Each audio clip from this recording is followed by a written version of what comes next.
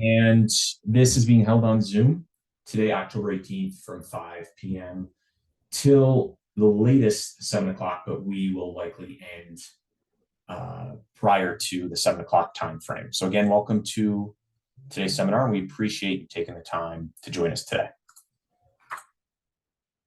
So just so everyone is aware, we are recording today's seminar to share for folks who may not be able to attend the live version of the seminar.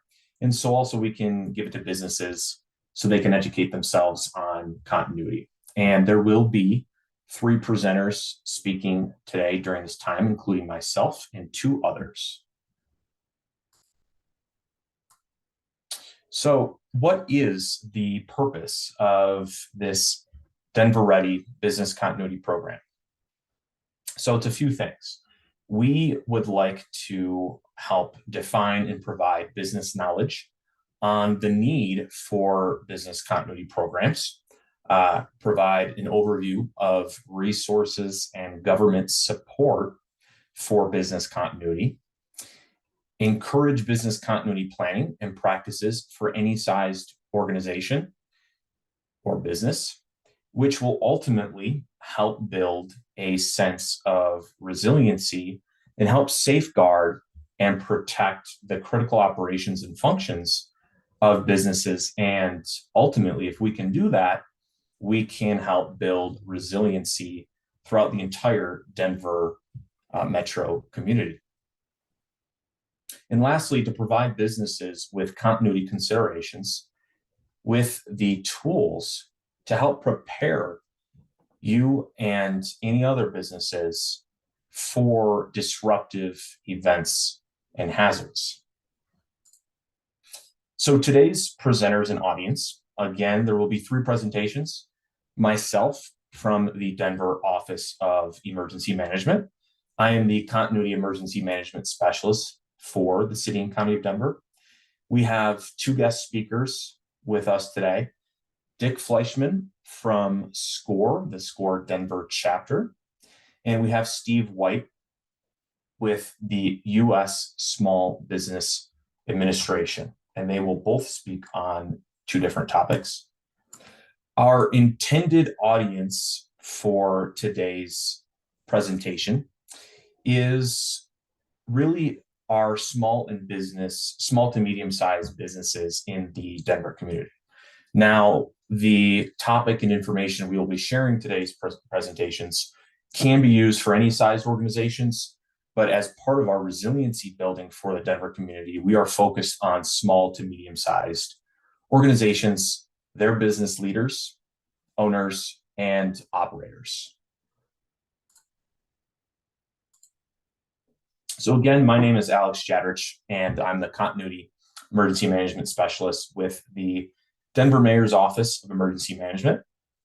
And my job is focused on continuity of government planning and ensuring that all of the agencies that fall under the City and County of Denver have continuity planning in place and continuity plans that they can rely on if a disruption were to ever occur.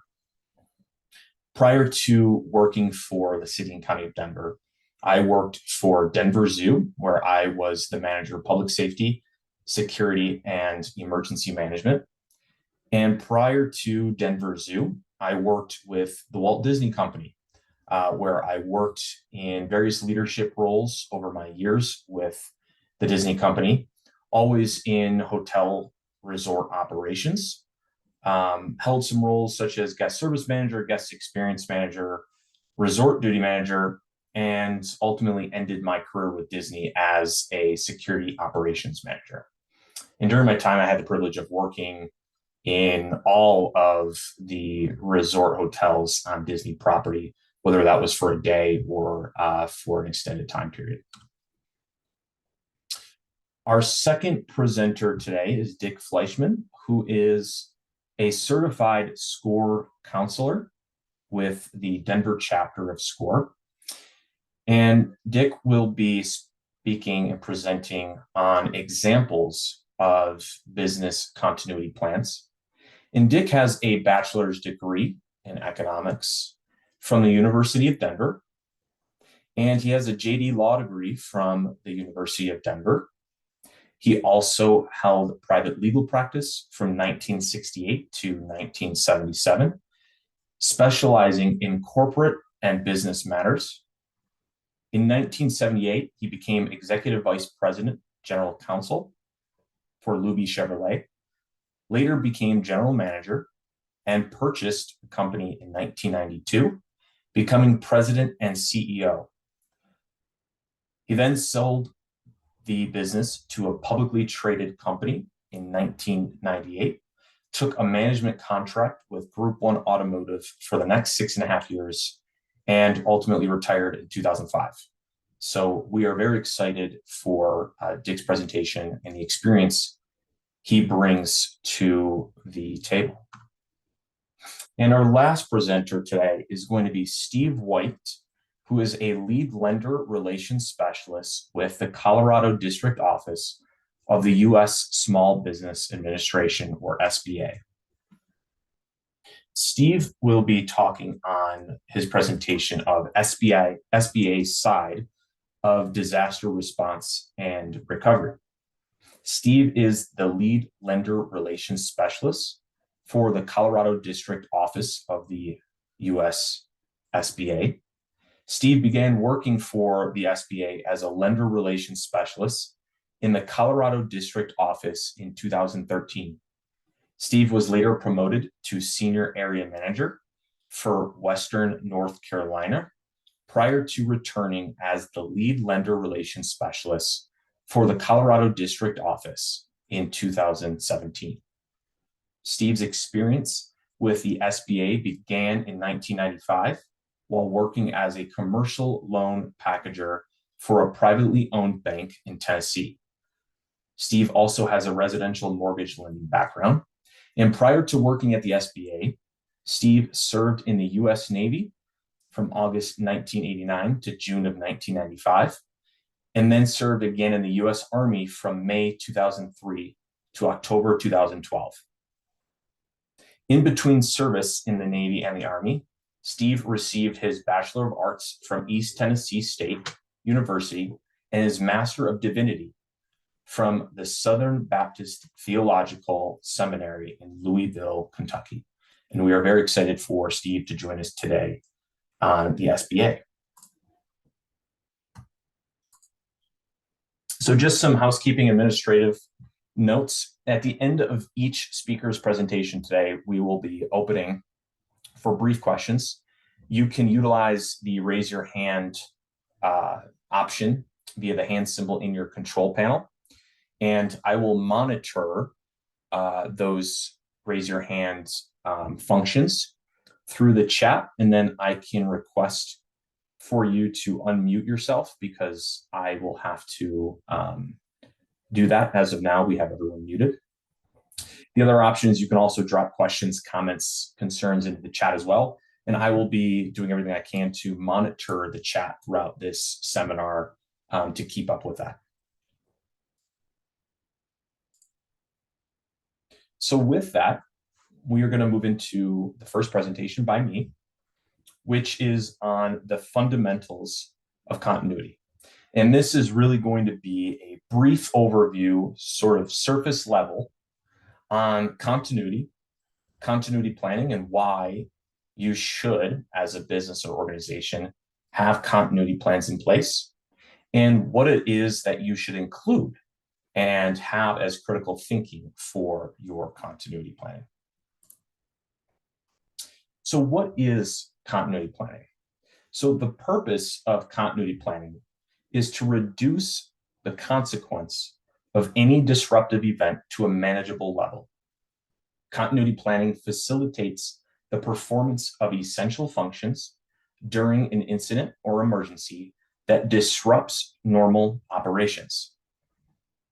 And lastly, you can conduct a business process analysis, or a BPA, during the planning of continuity planning, which will ultimately help identify your activities, tasks, functional processes, personnel expertise, resources, data, facilities, and plan around the business's continuation of critical functions. And we will talk about essential functions or critical functions in a little bit. So why should all businesses have a continuity plan? Well, ultimately, businesses and their staff and employees face a variety of hazards every single day. Things like natural hazards, floods, tornadoes, earthquakes, health hazards such as widespread and serious illnesses, like we had with the COVID-19 pandemic, human-caused hazards, including accidents and acts of violence or riots and terror, technology-related hazards like power outages and equipment failure or cyber attacks. And with that, continuity plans allow us to look and clump all of these hazards together to say, regardless of what hazard happens, we as a business or an organization need to continue our operations so we can continue to provide our business services and so that our organizations can survive a disruption. And so when we continuity plan, we look and take an all hazards approach that regardless of the types of hazards and what kind of consequences or disruption could actually occur, we need to plan for a disruption regardless. Doesn't matter the type of hazard that it is. So there is much that a business leader can do to prepare their organizations for the most likely hazards. Benefits of a business continuity plan are that it enables your business to be prepared for a disaster, provides your business flexibility so that it can adapt to changes. It deters staff from panicking in the cause or case of a threat to your business. And it ultimately helps to minimize loss in revenue, loss in profits, loss in customers or guests.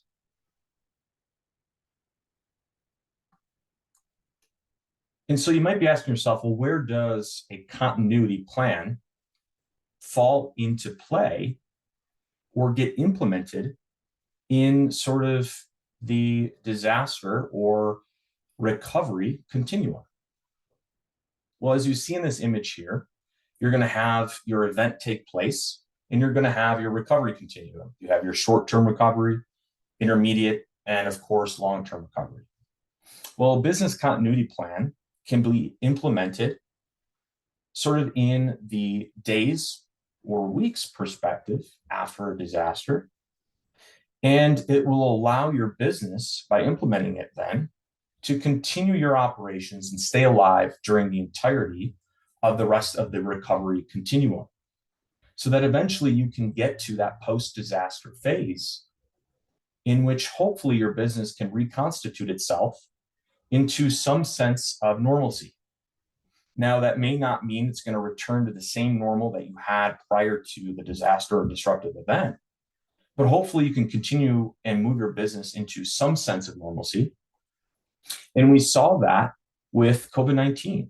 We heard the term new normal a lot during the pandemic. Well, a lot of times after a disruption, you have to return to a new normal and be flexible and change some of your business. But a continuity plan in place is going to allow you to stay alive and be resilient through this recovery continuum so that you can get through to the finish line. Now, there is some argument to say, well, a business continuity plan could be implemented right immediately when a disaster event happens and in that short-term recovery phase. And that is absolutely true. It's dependent on the disaster. It depends on the scalability of the event. But more often than not, a business continuity plan can be implemented around the intermediate recovery timeframe, sort of that day or days after an event takes place. Let me go back a slide. So continuity of operations plans for the private sector are known as business continuity plans, or BCPs. They ensure that individual organizations can continue to perform its essential functions, provide essential services, and deliver core capabilities during a disruption to normal operations. Business continuity plans also address key variables that allow business to minimize lost revenues and maximize profits. And when businesses are disrupted, it's important to know that insurance may not cover all costs, and they cannot replace customers that deflect to competition. So while insurance and having insurance in place for your business or organization is important, you need to realize that insurance isn't going to be everything to protect and safeguard and keep your organization or business alive during and after a disruption. A business continuity plan is going to help take place for that gap in between anything that insurance could help you with and everything else that is not covered by any sort of insurance coverage. So what should actually be included in a COOP or a continuity of operations plan? Well, you'll see in the image here 4 pillars. And FEMA, or the Federal Emergency Management Agency, defines that there are 4 pillars of continuity that ultimately support an organization's continuity capability, which is also its essential functions. Those 4 pillars are leadership, staff, facilities, and communications.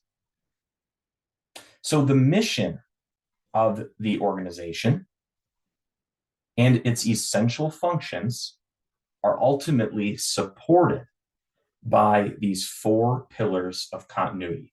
Everything will fall into these 4 pillars or categories of continuity. So for the leadership and staff pillars, we can look at things like orders of succession, delegations of authority, and workers or general staffing needs and concerns. For the communications and facilities pillars of continuity, we're going to look at things like essential records, essential data, and essential resources that your business relies upon. And for the facilities pillar, we also have the organization's facility primary location, potential alternate or potential side locations that businesses can continue in, and other resources or assets that the business has that the essential functions rely upon to continue operations. So we will dive a little bit more into these 4 pillars and truly the critical thinking and items that need to be included in a continuity plan, and the thoughts that need to be had from a continuity planning perspective from business owners, leaders, or operators as they're developing continuity plans. So essential functions, FEMA defines them as the limited, let me repeat that, the limited set of an organization's functions that must be continued throughout or resumed rapidly after a disruption of normal operations. Essential functions are the backbone of continuity planning, and they are the functions that absolutely cannot be deferred during an emergency or disaster. So I'll repeat it one more time. Essential functions are the limited set of an organization's functions. They're not everything that your business does.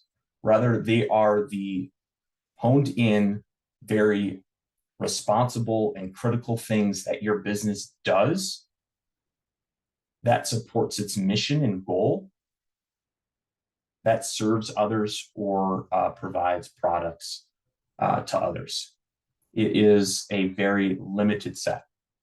Not all of your functions as a business or an organization are going to be essential when it comes to continuity and making sure that your business can survive a disruption. So the mission statement of an organization, or also defined as the concise explanation of an organization's reason for existence, and describes its purpose, intentions, and overall objectives, can help identify the limited set of essential functions of the organization.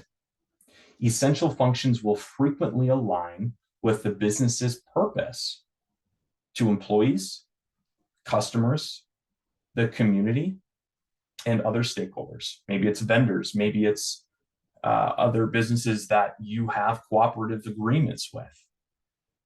And an organization's essential functions, like we've already determined, are supported by those 4 pillars of continuity: leadership, staff, facilities, and communications.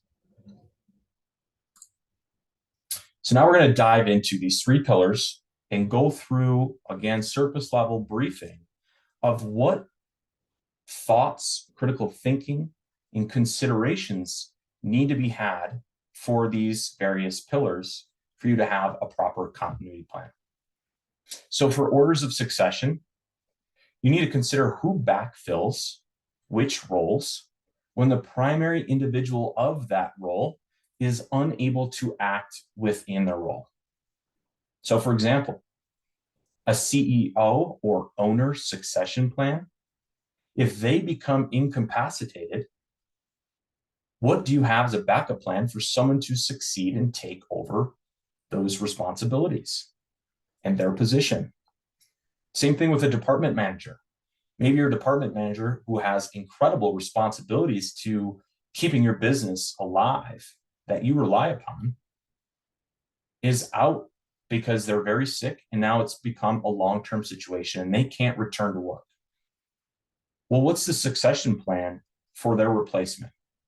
And who's going to take over those responsibilities that they did for your organization? It does not require catastrophes to take effect for there to be a need for orders of succession.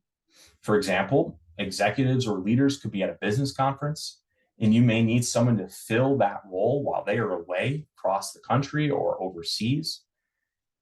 Or again, for that example of a head manager or a department manager who's extremely sick, and you still need someone to rely upon and to fill their feet or their shoes to continue your core business functions. So ultimately, the question is, who is now in charge if an event happens and causes a disruption to key and critical roles within your organization? The next consideration is going to be on delegation of authority. So who has the authority, written and inappropriate systems or by law, to make decisions within your company, business, or organization? These could be financial decisions, personnel, employee and staffing decisions. Maybe it's about approving travel or paid time off requests, or even internal business decision-making. Also, orders of succession do not automatically grant authority. While you should have orders of succession in play to identify who is going to succeed specific key roles, that doesn't mean that those individuals who will be in line to succeed have the authority for specific responsibilities. For example, a manager temporarily in charge of a team may not have the time card system authority or approval to approve paid time off requests. But if you can identify these in advance with your continuity of operations plan or your business continuity plan, you can have these decisions already made, and maybe you've already provided the system access and training to the potential successors, so that way they would have the authority to do so if they needed to. And lastly, the category and under leadership and staff is general staffing.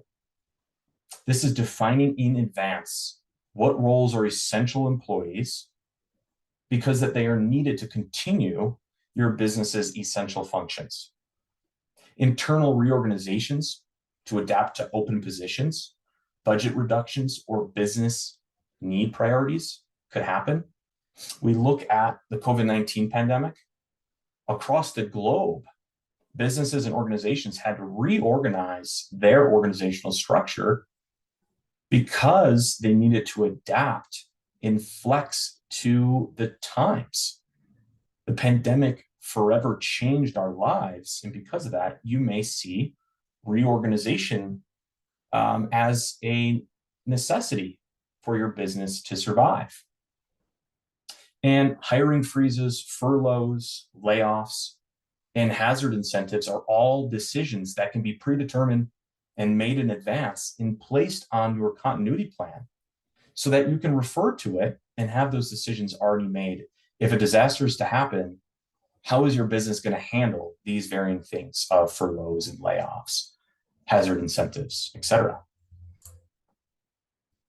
So the third pillar of continuity is facilities. And we're going to talk about primary sites, alternate sites, and facility resources.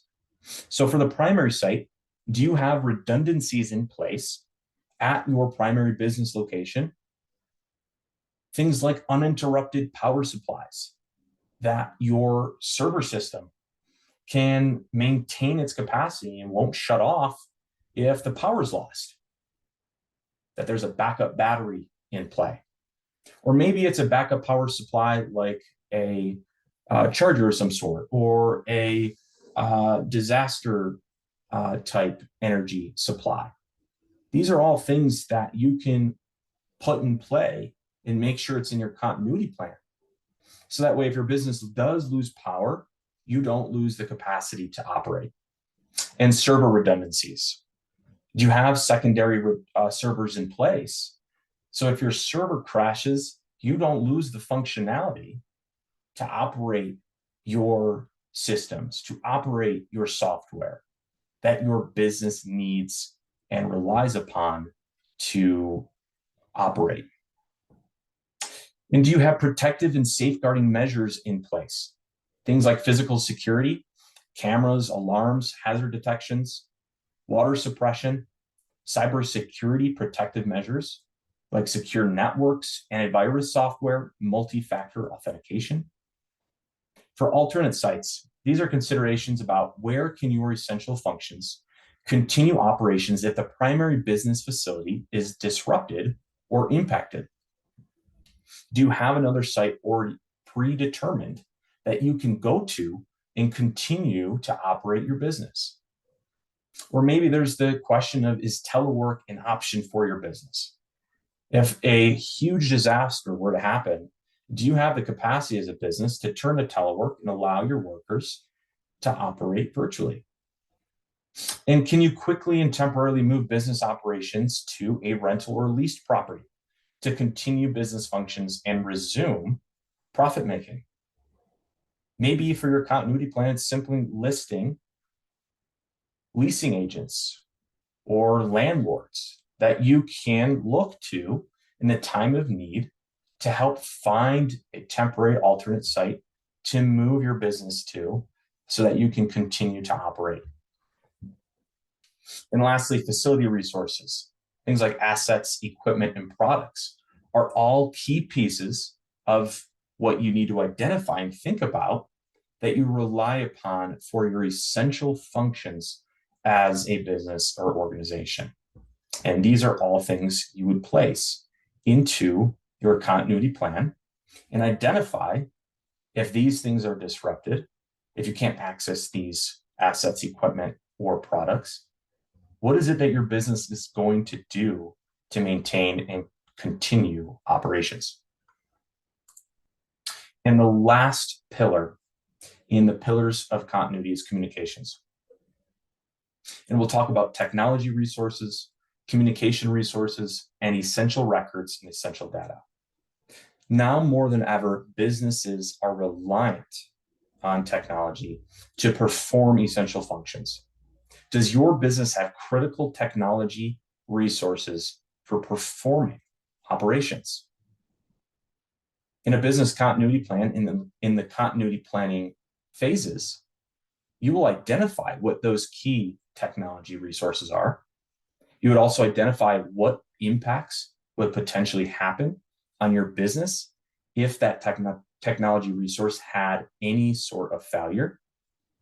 And can you quickly replace the technology resource? If not, what is the business going to do in the interim? These are all questions you need to ask in the continuity planning process, and then document in your continuity plan. For communication resources, continuity of communications is critical and vital to continuity and to keeping your business alive. How will you communicate with leadership, staff, clients, customers, guests, vendors if, for example, your phone system is down, or if your email or network system is down, or if you need to relocate your services and operations? Do you store hard copies of staff rosters and contact information? For essential records and data, does your business rely on customer and client records or data to perform your essential functions? And if you have a backup system of accessing those critical and essential records or data, it might be hard copies or another methodology. Are those backup copies stored in a protective and safeguarded way from potential hazards like fire or water? You need to have a plan in place a lot of times for the backups, basically a backup to the backup. These are all things that you need to do and the thoughts and questions you need to be asking yourself during the continuity planning and ultimately to put on paper for a continuity plan. And does your business have automatic data backup processes in place? Waiting for a data backup failure to start asking yourself if you have another copy of your data is too late. You need to be asking yourself proactively and have your data backed up automatically in one or two other places so that if a disruption happens, you have another way of accessing it. So now that we've gone through what continuity planning is, why it's important, and what you should include for continuity planning, you might be asking, well, where do I start? How do I actually do continuity planning? Well, there's various resources that are available to you. Through our office at the Denver Office of Emergency Management, we offer free training and events just like this one, but we also offer ones like pet preparedness classes, active shooter classes, and they're trainings that we can also bring to your business or organization. We also offer emergency alerts and notification information for you and your businesses, tips and awareness of emergency management, hazards and topics, and other resources. And the link is right there for you to access. We'll also be sharing all of the slide decks after this presentation, so you'll have direct access for these links. On the left, we have Ready Business.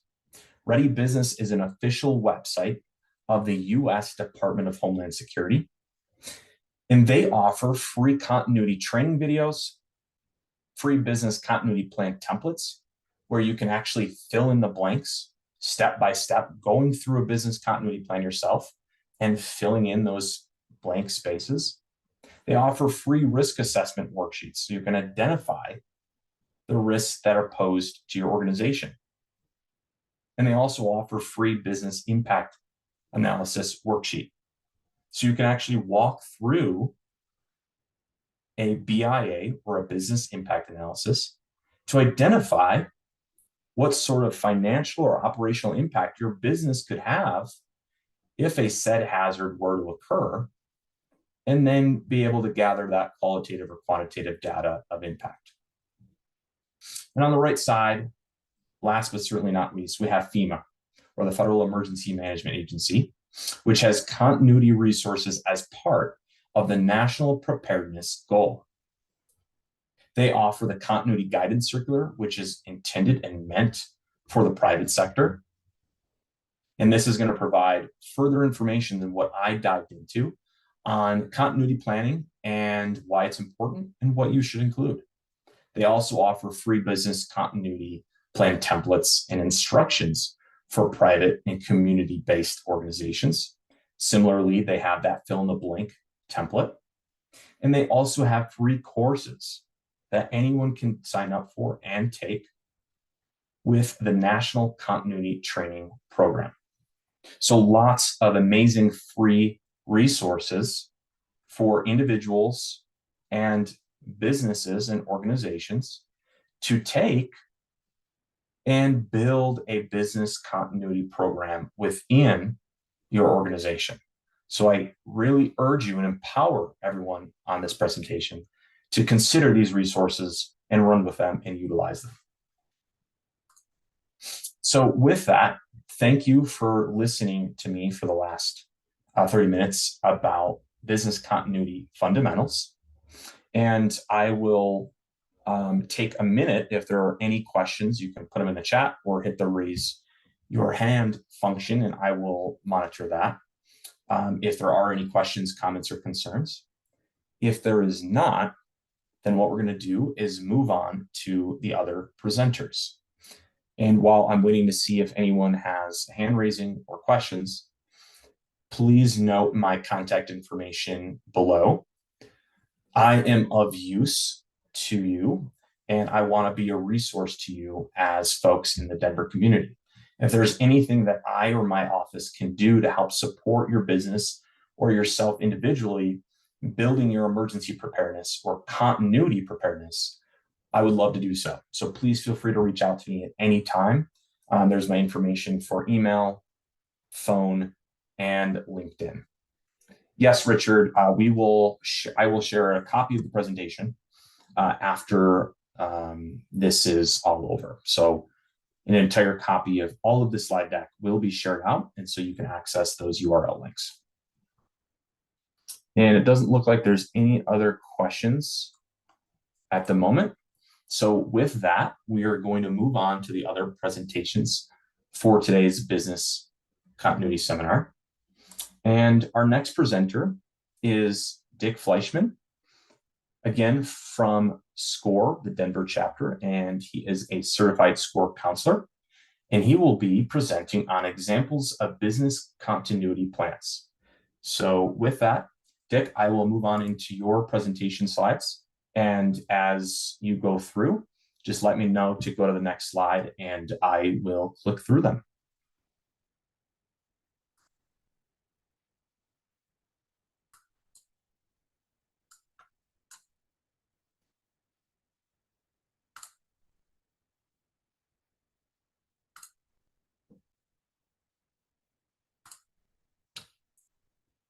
Okay. We can hear you. Can you hear me? Yep. Thank you, Dick. Okay. Thank you very much. I'm going to talk to you about business continuity, but from some practical examples. You can go to the next slide. I'm going to talk to you about some personal examples that I became involved with. One was the Y2K General Motors project. One was involving succession planning. And then finally, at the end, I'm going to give you a sample business continuity plan. This one happens to be for a bakery, but it could be for any type of a business whatsoever. Next slide.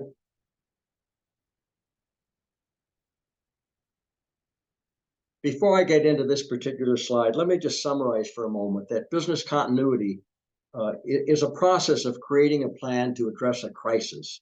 When you write out a business continuity plan, it's important to consider the variety of crises that potentially could affect the company and to prepare a resolution for each.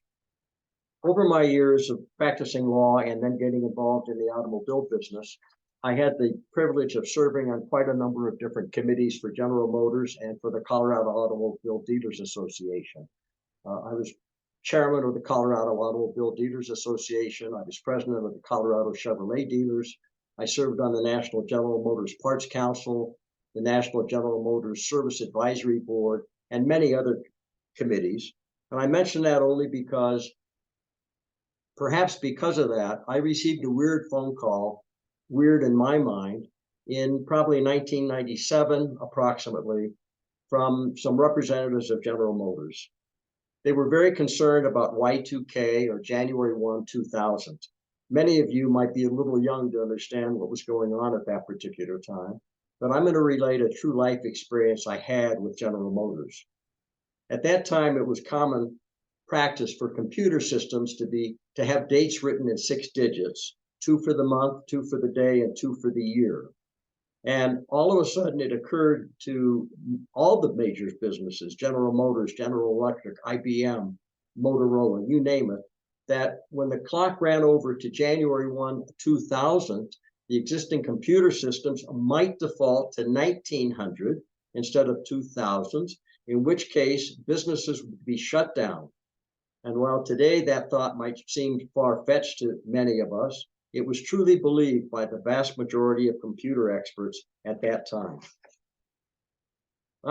So I'll tell you what happened, and we can just leave this slide up. I received a phone call. They asked me to come out to Detroit. I sat in on a meeting with some of the executives of General Motors Corporation, and they asked if I would chair a committee to put together a manual, a process for the continuation of business for 7,500 General Motors dealers in the United States. In the event that this default happened, that the computers went to 1900 instead of 2000. So I began thinking about what we needed to do. At that point in time, there were two major computer vendors for automobile dealerships in the United States, ADP and Reynolds and Reynolds.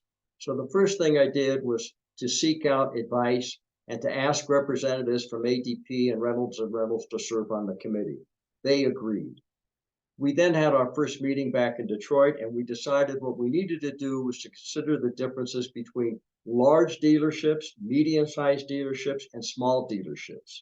So we set about recruiting representatives from these dealerships throughout the United States, and we ultimately put together a committee of about 50 people. I don't remember the exact number, but about 50 people. And we set up a plan where we would meet about every 4 to 6 weeks, at General Motors' expense, I might add. And we would all fly into Detroit at a major hotel somewhere in the Detroit area. And we would have a meeting room, a conference room, and we'd sit there for 2 days and we would brainstorm all the different things that might happen if the computers defaulted to 1900. So we went through and we determined by asking questions that in dealerships, many service departments were completely dependent upon computer systems. Some service departments had overhead garage doors that operated off of a computer system. It was feared the doors might not open on January 1, 2000. We looked at parts department operations. We looked at new car sales operations, used car sales operations, body department, paint department. We looked at sales. We looked at accounting. We looked at every department in the dealerships that we could think of. And then we thought of all of the problems that could arise if the computers defaulted to 1900 on January 1, 2000 instead of to 2000. And we took our time and we went through, we asked questions. We had questionnaires sent out to many, many of the dealerships in the United States. We asked them for the responses. We got input for people in the dealerships experienced in service operations and parts operations, et cetera, so that we could formulate a plan, so we could build a business continuity plan to keep General Motors dealers working when the clock shifted over on January 1, 2000. And the end result of what we did was a 3-ring binder that was about 3.5 to 4 inches thick that had obviously tabs in it for all the different departments and all the things that dealers should look at in their individual dealerships to make certain that they would survive when the clock struck 2000. This took us about 2 years almost to put this project together, and we mailed out the binders in approximately September or October of 1999. And then we had meetings, and again, we didn't have Zoom back in those days, so we had meetings in the regions throughout the United States, like the Rocky Mountain region, the Southeast, where we would meet with representatives to go over these notebooks. And hopefully they all understood what they had to do within their dealerships. And then on December 31st, 1999, I was in Denver at this time, obviously, and so we were 2 hours earlier than New York. I sat anxiously by my telephone at about 9:45 in the evening, which would have been 11:45 in New York and on the East Coast. And we all held our breath, and we were watching Dick Clark in Times Square when the ball was dropping to signify the brand new year. And when it dropped, not a single problem happened anywhere in the United States. All the computer systems worked absolutely perfectly. So while all our work was in vain, it's an example for you of what can be done to put together a continuity plan to take care of rare disasters that could happen within your business. Let's go on to the next slide, please. So a second area, and I'm going to relate a personal example to you in business continuity, is succession planning. Most of the companies that we counsel from SCORE, usually by mentoring the key person in the business, have potentially greater worries when it comes to the disability of the owner or key employee, or the death of the owner or the key employee. Next slide. So the question always comes up, how will the business survive the death or disability of a key person? And the usual solutions are key person insurance. I'm going to tell you about what it is and how it works. And life insurance, who's the beneficiary and how does it help business continuity? We can go to the next slide. So the personal example that I'm going to give you in the introduction, when Alex introduced me, he mentioned that I purchased the Chevrolet dealership in 1992. I did. I purchased the dealership and the underlying real estate, and it was a rather large, expensive purchase involving many, many dollars. Let me just put it that way. And in going through the process of putting together the buy-sell agreement and working with the lenders, there were a couple of worries that came up. And one was that I didn't have necessarily sufficient collateral in case of a default to protect the lenders. And the more important thing is that I was the key person. I was going to be the dealer operator. I was going to be running the dealership. And what would happen in the event of my death or my disability? And so we put together a plan for financial protection and key person coverage that included loan repayment and employee benefits and peace of mind in pure terms, whereby the buy-sell agreement required that I take out life insurance in an amount equal to 110% of the outstanding indebtedness. Term insurance is a rather inexpensive way to provide this type of coverage. Even in today's market, it's rather inexpensive. I went ahead and decided to take out 150% of the outstanding indebtedness and cover it with life insurance, so that in the event, number one, I died, not only would the loans all be paid off, but number two, there would be more than sufficient capital available to my family and my estate to continue running the dealership when they would find another operator. The other thing we determined is that in case I became disabled, because I not only was the owner, I was the general manager. I didn't have somebody running the dealership for me. I ran it myself. And so we bought disability insurance, which provided that in the event I was disabled for more than 90 days, a benefit would be paid to me for the use of the dealership that was equal to twice my monthly salary. So that enabled the dealership to hire a replacement in the event of my disability and not worry about having to pay me and have the funds available to pay the new person who would be managing the dealership. So that's another example in real life of what you can do for business continuity on small businesses. Even though my business had 150 employees and was relatively speaking quite valuable, it was still a very small business in ordinary thinking. If we go to the next slide, this was pulled off of the internet, so this is nothing that SCORE put together on its own, but it's a small business continuity plan that happened to be for a bakery. You're more than welcome to copy it. I know Alex said you're going to get copies of the presentation, and we can just run through this very quickly. You'd have at the beginning the business name, the owner's name, the date who prepared the plan, and then you would go through a risk assessment, just like Alice talked about, looking at the potential risks and disruptions that could affect, in this case, a bakery's operations, which might be floods, storms, fire, supply chain interruptions, and so forth and so on. Next slide, please.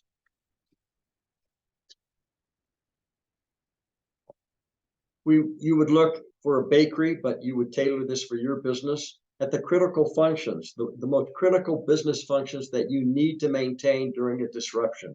For a bakery, this obviously would be baking and production. It would be customer service, inventory management, financial record keeping. You'd want to have a list of all key contacts, including your employers, your suppliers, and emergency services. You'd want to make sure that you could have these readily available in case there was a disaster that took over this bakery. Next slide. You'd want a communication plan to keep everybody informed during this disruption, whether it was a bakery or whether it was a store selling shoes. So you wanted to have all of the employee communication channels. You'd want to know in today's world their email, their cell phone, any other information about them. You'd want social media updates to be available. And you'd want to have backup procedures for critical data and systems, just like Alex talked about in his presentation. And you could either use cloud storage or offsite backups, but you would want to have backups so that in case something happened to the bakery operation, you would be able to get the information. And next slide. You'd want to make sure that you covered employee safety. You'd want to have cross-training for employees for all essential functions so that somebody who was a baker might understand more than just how to bake the bread or bake the donuts or whatever it might be. You want to have safety training, sanitation and health protocols. And then you'd want to ensure that the bakery could continue operating by diversifying suppliers. So you would want to have a list of auxiliary suppliers that could be called upon in case your main supplier was no longer available to you. Next slide. And finally, you'd want to have financial resilience. You'd want to make sure that you had financial strategies that would weather any disruptions and maintain a financial reserve for emergencies. You'd want to test, and so like we did with General Motors, you'd want to conduct mock drills. You'd want to go through and see what could possibly happen with General Motors when the clock struck 2000. What systems within the dealerships could be totally disrupted. You'd want to look at that in your business, whether it's a bakery or whatever else it might be. And then you'd want to keep all of your essential documentation in a secure and accessible location. And then finally, on the next slide, Alex, you'd want to review the plan with everybody within the business, and you'd want to ensure that all employees were aware of it and what their roles would be during disruptions. And then if you were putting together this type of a plan, you'd want to include any additional information such as floor plans, emergency exit routes, checklists, and that type of thing. Next slide, please. So as I said at the very beginning of my presentation, business continuity planning is a process of creating a plan to address a crisis. You determine what potential crisis your business could face. Is it going to be a power outage? Could it be a flood? If you're up in the mountains, could it be a 6-foot snowfall? Whatever that might be. And you want to write out a plan that will cover that crisis and provide you with options so that you can succeed even in the event, even addressing that type of a crisis. It's important to consider the variety of crises that you might have in your company and to prepare a resolution for each one of them. Next slide, please. I just want to talk about SCORE for half a moment, if I may. SCORE is a partner with the SBA, and we are an all-volunteer network. There literally are SCORE offices throughout the United States. Our mission basically is to help small businesses succeed. So these are just a few quotes that we have that were sent to us from customers, from users. Free mentoring with industry experts. My mentor was spot on with insight and feedback. We offer low-cost workshops on many, many different subjects, all of which can be found on the SCORE website, score.org/Denver. And they're excellent workshops, and they have game-changing information. And finally, we provide business checkups for established businesses. This is a team effort that's put together with 3 or 4 members of SCORE that have particular insight into financial matters, legal matters, inventory managers, marketing, inventory items, marketing issues. And the checkup team can help you sell your business and transition your life to a new chapter. Next slide. I think I saw a question that came up in the chat, and let me look at that.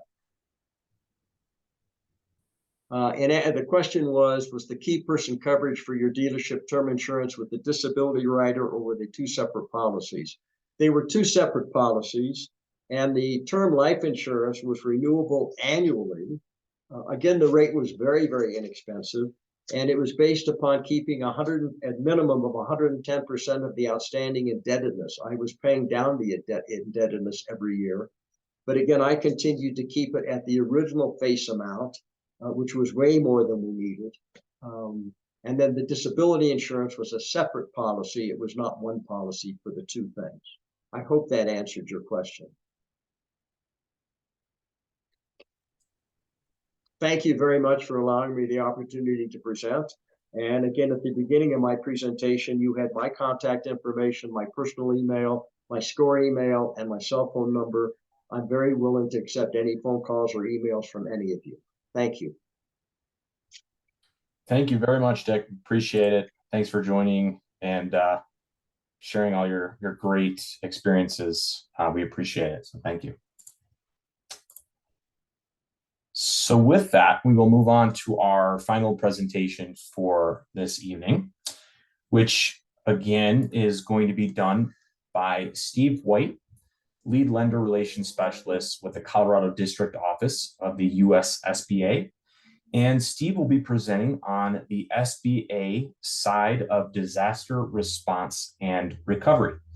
So with that, I will move into your slides, Steve, and similarly to Dick, if you have the need to move to the slide, just let me know and I will go ahead and do so.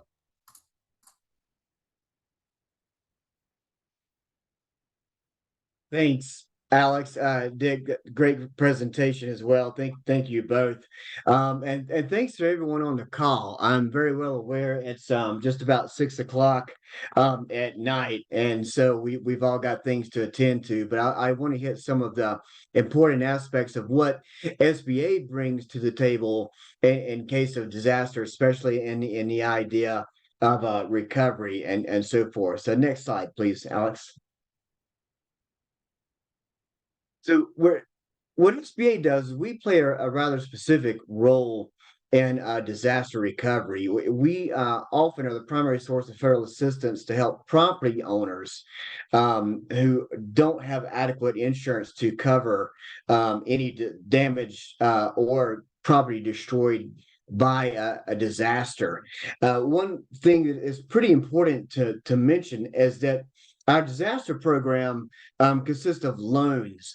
These are not grants. They are loans. They do need to be repaid. And most all of our disaster loan programs are going to require borrowers to maintain or to obtain, then maintain appropriate hazard and flood insurance, and thereby reducing the need for future federal assistance. Next slide, please. Now, I do believe our program, we do provide a rather critical source of economic stimulus in disaster-ravaged communities. And the idea is to not exactly replace one for what people have, but rather is to spur or encourage re-employment and reinvestment in the area as well as recovery. And the disaster loan takes place when a homeowner does not have, or a business owner does not have adequate insurance to fully refund or replace property that was damaged. So we sort of come in and make up the difference where the insurance that was already there has been exhausted and they're not able to get back to pre-disaster status. Next slide. There's a couple of different types of programs here. So the first is the business loan. I think a lot of people are familiar with this. And the idea here is for both business and nonprofits to help repair, replace real estate, inventory, equipment, anything damaged by the disaster. And generally speaking, that's up to a ceiling cap of $2 million.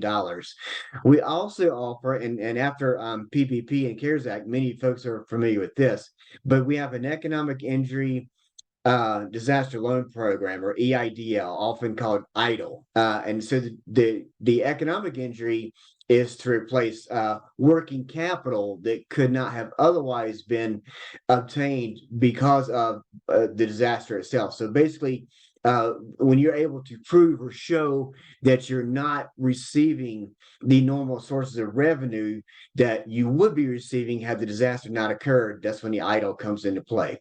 We also help with home loans and residential loans. The difference there is whether we're trying to repair or replace the primary residence up to $500,000, or if it's personal property. So think essential transportation and that sort of thing for personal property. And we also will sometimes consider mitigation as well. And this is for all involved, for businesses, nonprofits, and for homeowners.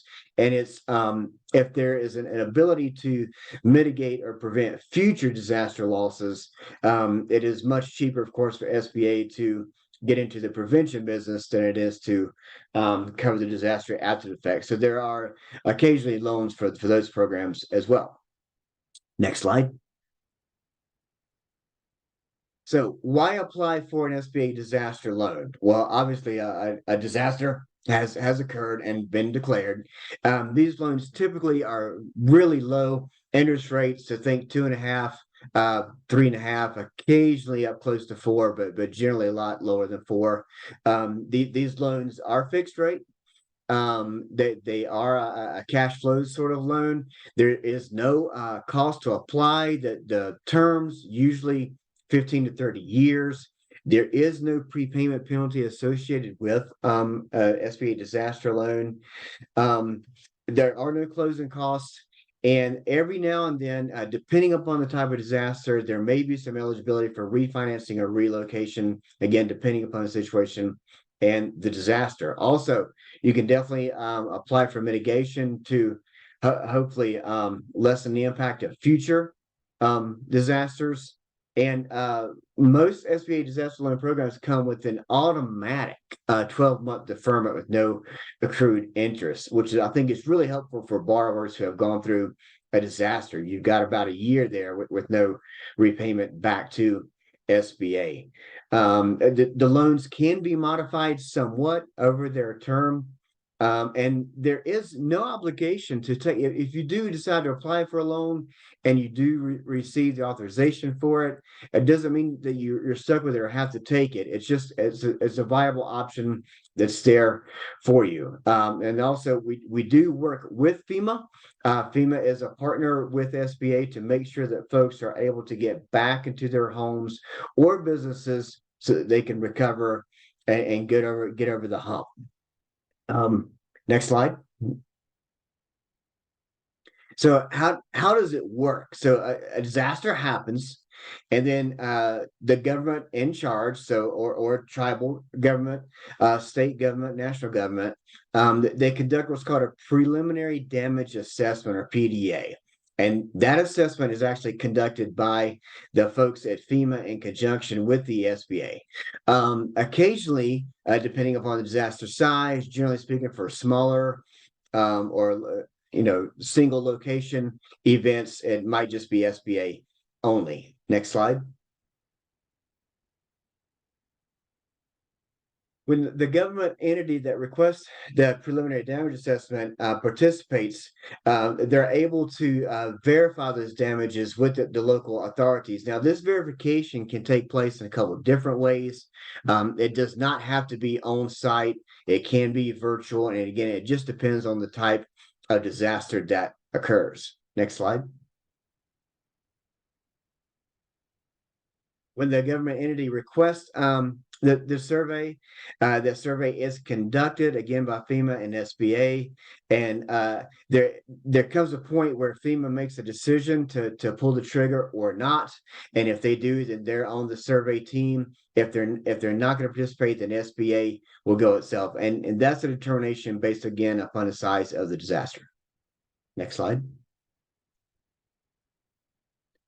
A couple of different type of declarations for a disaster. The presidential will generally include both individual assistance and public assistance. The only difference there is that the individual assistance declaration turns on all of those loan programs that we saw in the earlier slides, whereas the public assistance is generally limited to either the private nonprofits that act like a quasi-government entity, or they may be limited to certain types of industries. There's also an administrative declaration, which is done by the SBA, and that opens up all the program opportunities for an area as well. Typically, that's done on smaller scale disasters. Next slide. In a presidential declaration, generally speaking, you have many federal agencies who are participating at the same time alongside SBA. And this is a good thing because the idea there is to make sure that all the assistance available is offered up to the folks in the disaster area. If that occurs, then FEMA does play a huge role in coordinating all the different agencies. Since you have federal agencies who have an equal seat at the cabinet table, so to speak, someone's got to take the lead. So in this case, it would be FEMA. Next slide. So a request for disaster can be made by either the governor of a state or the entity who's ruling a tribal government. Generally speaking, we like this to be done within 60 days of the event in order to activate the proper survey that needs to happen. Economic injury disaster loans are also made available for businesses. And depending upon the disaster, it can also be made to private nonprofits in the declared disaster area. This will often include contiguous counties as well. Generally speaking, the disaster declaration is county by county. Next slide. So declarations for the EIDL can come from the following forms: either a governor's certification, the Secretary of Agriculture often is brought in for droughts, example, or sometimes blight. And then we also have what's called an MREIDL, or Military Reservist EIDL. And this is what takes place if you got, for example, a National Guard or a reservist who is also the owner or maybe the key employee, like Dick spoke about, of a company. If that employee is caught, or owner is caught up for active duty during a period of military conflict, they can also apply for this as well. That's a great way to protect those who are trying to protect us. Next slide. New to SBA this year, this fiscal year, starting October 1st, SBA is now authorized to declare a disaster in a rural area based upon the input of the governor of a state or the chief executive in an Indian tribal government. And this differs from the other disasters, and it doesn't turn on every single SBA program. It tends to turn on one or two of the programs in order to address the local area need. Next slide. Sometimes you will hear primary county or contiguous county. They are exactly as they sound. An example is put up here in the state of Florida. You've got the large county of Polk there right in the middle of Florida. Say, for example, Polk was where the disaster, or Polk County is where the disaster occurred. And then every county that literally touches the border of Polk would be considered a contiguous county. And so for a presidential declaration, generally speaking, you have the SBA programs turned on for physical and economic injury in the primary counties and also in the contiguous counties as well. And in SBA, you can also get physical and economic in the primary contiguous. But in the new rural declaration, it would only be effective for the county in which the declaration is made. So the way various declarations happen is it is considered county by county. And so SBA will consider whether or not a contiguous county is also economically disaffected by the disaster. Next slide.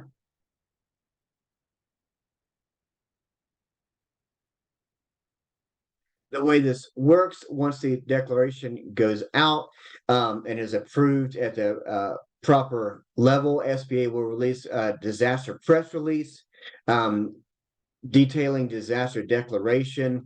That declaration generally includes all the business programs that are going to be available for those affected by the disaster.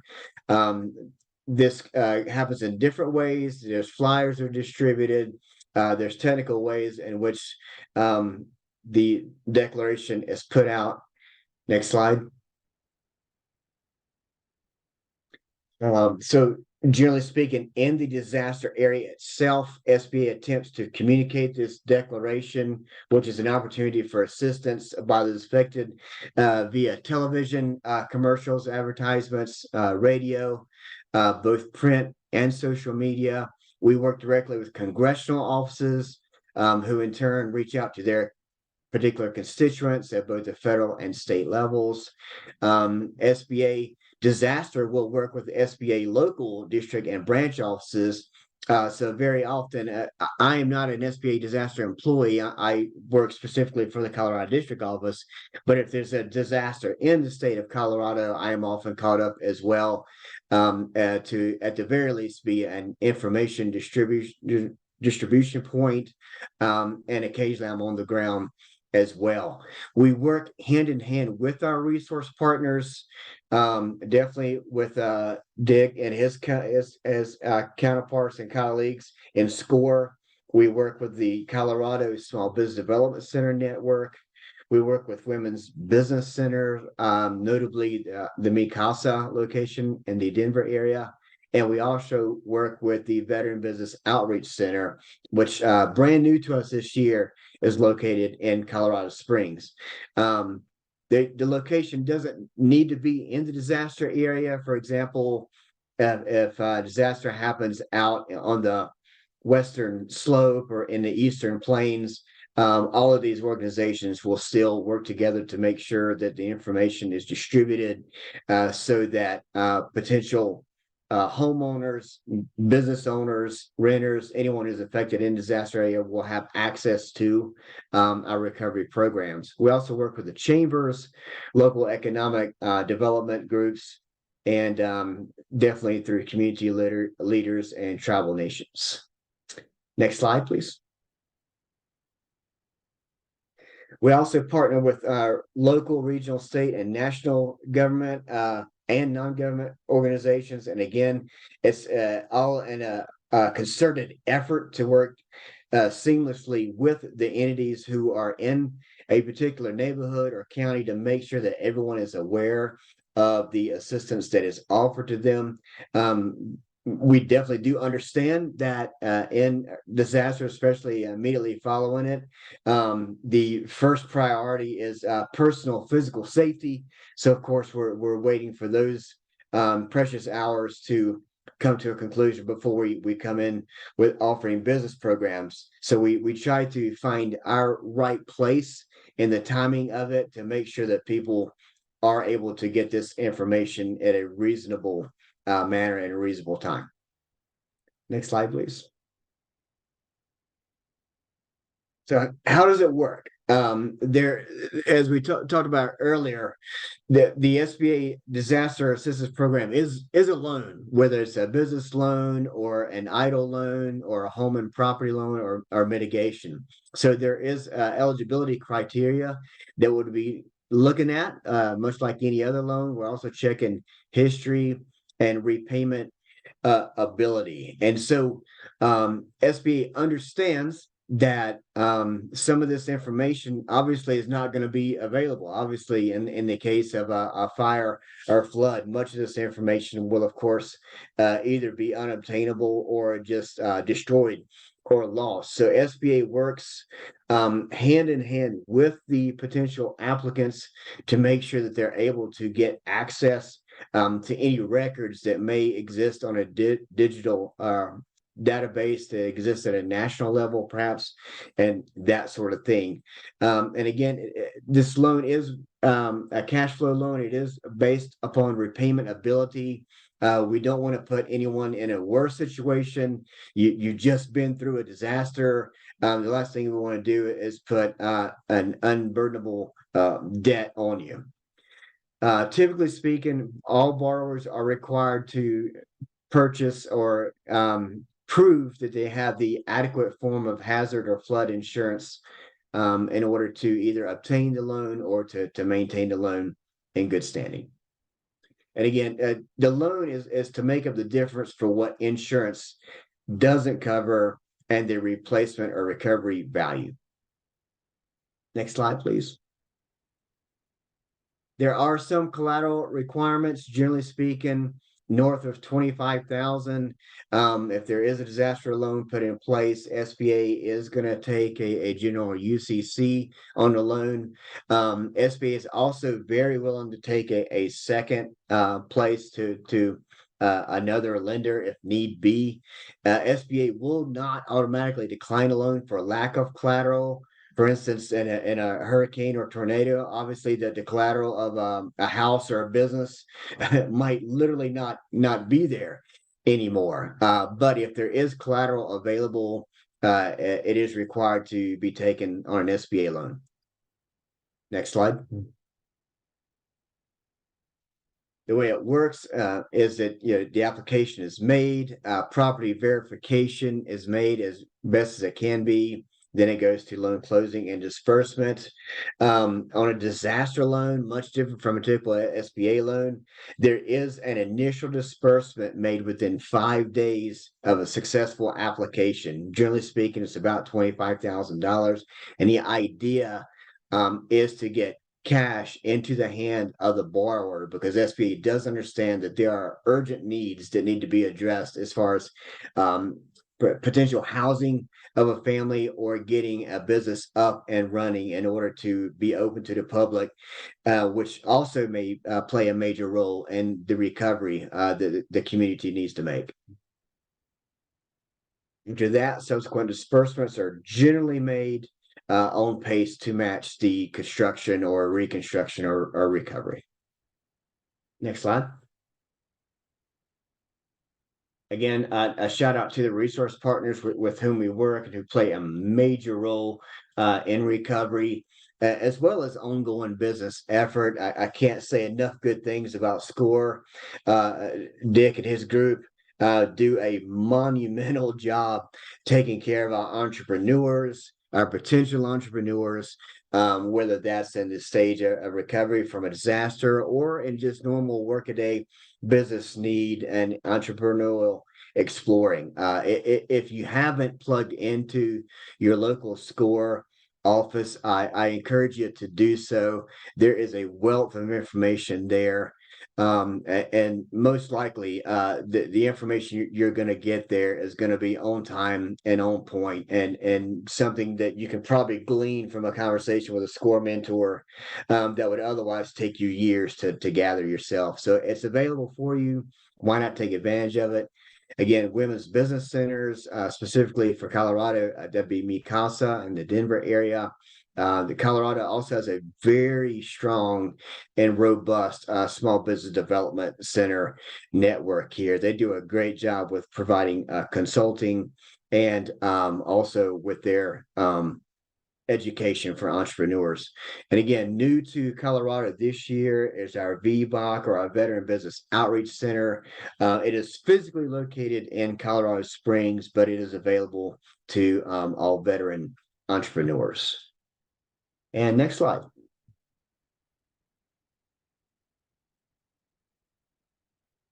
So if I've covered something a little fast or maybe even poorly, that's okay. We can get you straight to the experts here. Our Small Business Administration Disaster Customer Service Network is always at work and always trying to do their best to help folks from Hawaii to Alaska, New York to Florida, Guam, American Samoa, and U.S. Virgin Islands. So they have a big lift for a very tiny department, but they are experts in the field, and they do a great job with that. And then I believe I have a couple of questions that I might be able to take a stab at trying to answer at this point.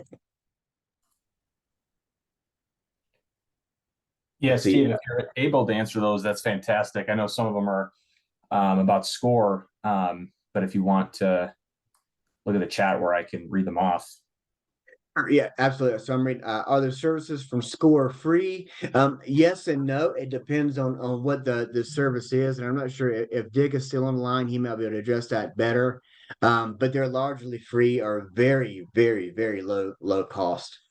And then Mr. White, can you speak concerning states like Florida, which may not have flood insurance availability due to repeated, how would businesses gain access to SBA? Okay, gotcha. So, and great question. In that position, SBA is going to require the next best or closest thing, which would be the applicable hazard insurance in order to maintain that loan in good standing.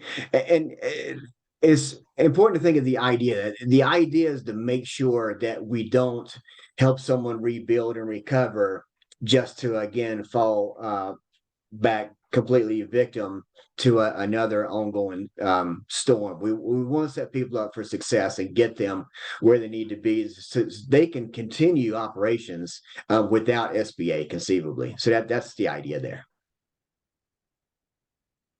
Great. And I think that's all the questions so far, unless anyone has their hand raised, which I don't think we do right now. So I think that is all the questions, Steve. So thank you very much for answering those further for folks too. And with that, we will move into conclusion for this presentation. I want to take the time to thank Dick and Steve for their incredible experiences and knowledge that they bring to the table for business continuity and business resiliency, and the unique perspectives that they have from their backgrounds for providing some further guidance and support and resources for folks in the Denver business community and truly businesses abroad beyond Denver. So thank you for attending the 2023 Denver Business Continuity Seminar. Please stay connected with us at the Denver Office of Emergency Management, and you can join our mailing list for future continuity updates and training opportunities. And you can access that at the link below, which I will be sharing the entire slide deck out with all registered attendees after this in the coming day or so. And if you have any questions for Steve or Dick, feel free to reach out to them directly, or if you want to aim those questions toward me, I can direct them towards Dick and Steve. But thank you everyone for joining us. We hope this has been valuable, and I look forward to our future opportunities and seminars and workshops to help support building the resiliency in our Denver business community. So thanks everyone. Have a great night, and thank you, Steve and Dick. We really appreciate it. Thanks, Alex. Thanks, everyone. Take care. Take care.